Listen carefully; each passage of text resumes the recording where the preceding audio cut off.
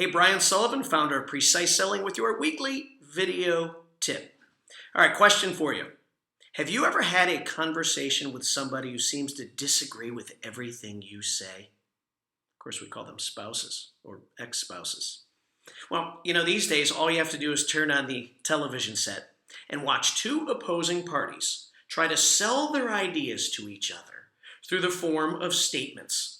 And they believe that if I simply tell the person how they should think, tell them my opinion, and then justify it, that person will roll over and automatically think the same way.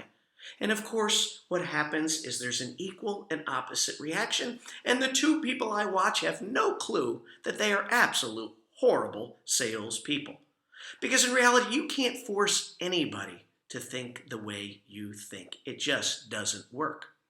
So what do bad salespeople do? Well, they make a bunch of statements. Statements like, this is the way it is. This is the solution. This is the way everybody thinks. But we're all contrarians. And a contrarian is somebody disposed to taking an opposite position. And when someone tries to force something on you, the first thing you will do is think of the equal and opposite reaction to that, whether or not you believe it. So how do we communicate with contrarians? Well, it starts with understanding. Change comes from understanding, not through force.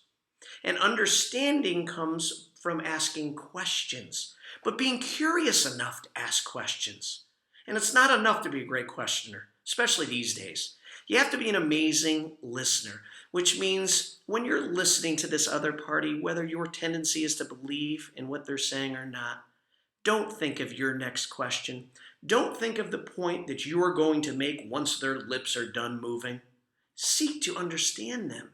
Truly listen. And can you imagine if you have two parties instead of forcing their opinions on each other?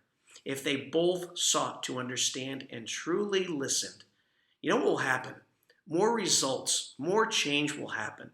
And don't we all want that? So remember, you can't force anybody to your way of thinking. But this week, you can force yourself to be a better learner, a better questioner, a better listener, ultimately, a better communicator.